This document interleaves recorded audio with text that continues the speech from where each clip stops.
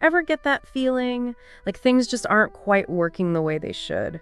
You mean like a sense that things could be better? Yeah, exactly. Like whether it's these big systems we're all supposed to trust, or even just how we're feeling day to day, you know? Oh yeah, I know exactly what you mean. Like a sense that the institutions, the ones that are supposed to be there for us, well, they're not really doing what they should be. And that's kind of what we're diving into today. Two things that seem totally different on the surface, but maybe they're not so different after all. I like that. Two sides of the same coin, maybe. Exactly. So first, we've got all this stuff happening with the Department of Education. Big changes, some would say. Huge changes. Yeah, and then on the other side, we've got this whole Make America Healthy Again movement. You know, MAHA. Right. MAHA. And some pretty interesting folks are getting involved with that. So we're going to unpack all of it, see what's really going on. We've got some fascinating sources on both of these. Articles, interviews, the whole 9 yards. Okay, so let's start with the education. There's this executive order that's causing quite a stir. Basically, it's trying to change how the Department of Education operates from the ground up, it seems. That's one way to put it. It's about shrinking the Department of Education's power, essentially, like significantly. So less control from the federal level, more control at the state and local levels. Is that the gist? You got it. The idea is that education works best when decisions are made by people who are actually closest to the students. You know, families, communities. So less bureaucracy, more tailored approaches. Makes sense, on the surface at least. Yeah, the thinking is that this gets rid of a lot of red tape. You know, all those federal mandates on things like curriculum or testing. But of course, not everyone is thrilled about this idea. I mean, we're seeing some pretty strong pushback from Democrats and civil rights groups. Big time. Their worry is that this could basically create a very uneven playing field when it comes to education across the country. Right, like kids in wealthier areas getting a much better education than kids in poorer areas. Exactly. And then there's the money issue. Some folks are saying this could force states and local communities to raise taxes, you know, to cover the costs that the federal government used to handle. It's interesting, though, because some of what we read suggests that the current system, the one they're trying to change, well, maybe it's not exactly working wonders either. You're talking about that idea that it's hard to break something that's already broken? Yeah, that one. There's definitely a feeling out there that the education system, as it stands, isn't really serving anyone all that well. So maybe this shift, this move toward local control, is seen as a way to try something different, you know, shake things up a bit. Makes sense. And from what we've seen, this whole thing has really fired up conservative groups. They're calling it a big win. Oh, absolutely. For a lot of conservatives, this idea of local control over education, it's like a core belief. So this is a huge victory for them, ideologically speaking. And it seems to fit into a larger trend we're seeing within the Republican Party, right? Less faith in federal government involvement, more emphasis on states' rights. 100%. There's a growing skepticism towards federal intervention in areas that have traditionally been handled at the state level. And part of that skepticism, it seems, comes from a feeling that past federal education policies, well, they haven't exactly been a smashing success. Yeah, there's this sense that those policies haven't really achieved what they set out to do.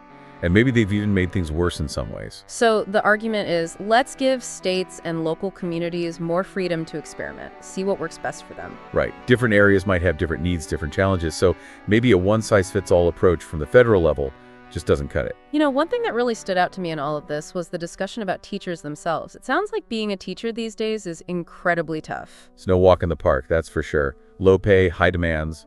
It's no wonder it's getting harder and harder to attract and retain good teachers. It makes you wonder how any education system can truly thrive if the people who are actually doing the teaching, if they're feeling burnt out and undervalued. That's the heart of it, really. It's about the people. And if the people who are on the front lines, the ones in the classrooms day in and day out, if they're struggling, then the whole system suffers. All right, so that's a look at the education landscape. Now let's switch gears and talk about this Make America Healthy Again movement, or MAHA as everyone's calling it. We keep hearing Gwyneth Paltrow's name associated with it. Oh yeah, she's definitely interested in MAHA. It's like totally up her alley, given her whole focus on wellness and healthy living. And she's been pretty vocal about this feeling that a lot of our institutions are failing us.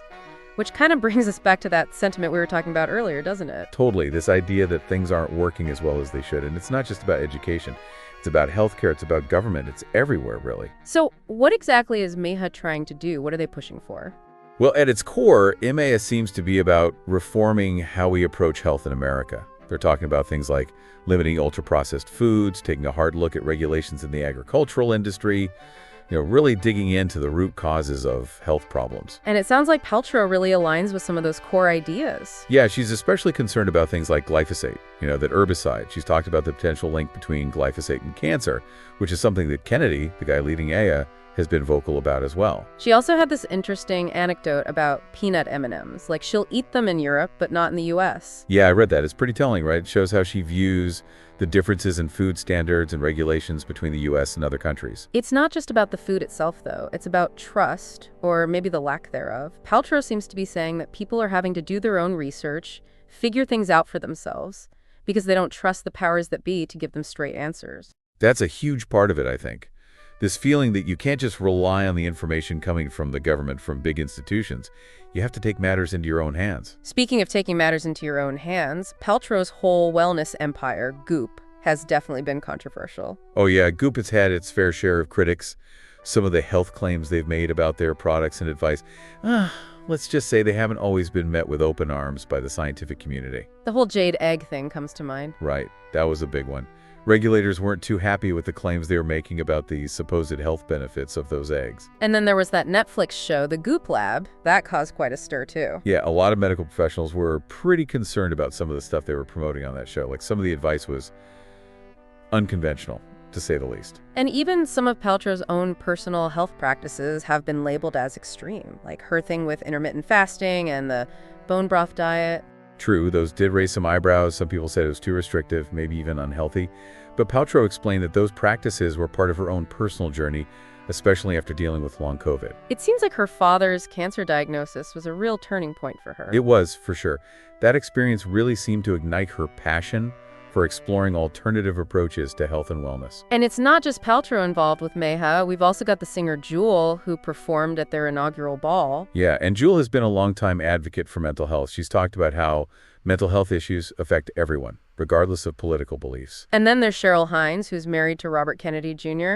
She's also been involved with MAHA, promoting her eco-conscious brand alongside their hashtag. It's interesting because she said that she doesn't necessarily agree with every political stance her husband takes, but she's clearly supportive of MAHA's core message about health and the environment.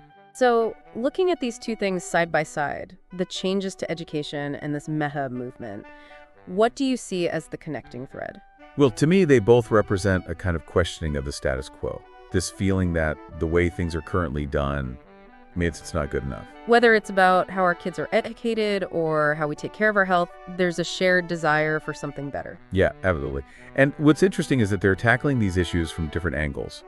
One is focused on changing a big, powerful system, and the other is more about individuals taking control, demanding more from the systems that are already in place. So as we wrap things up here, I want to leave you with a question to ponder.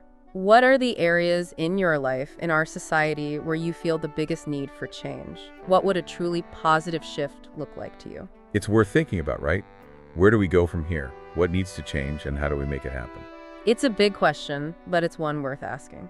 Thanks for joining us for this deep dive. We'll see you next time. See you then.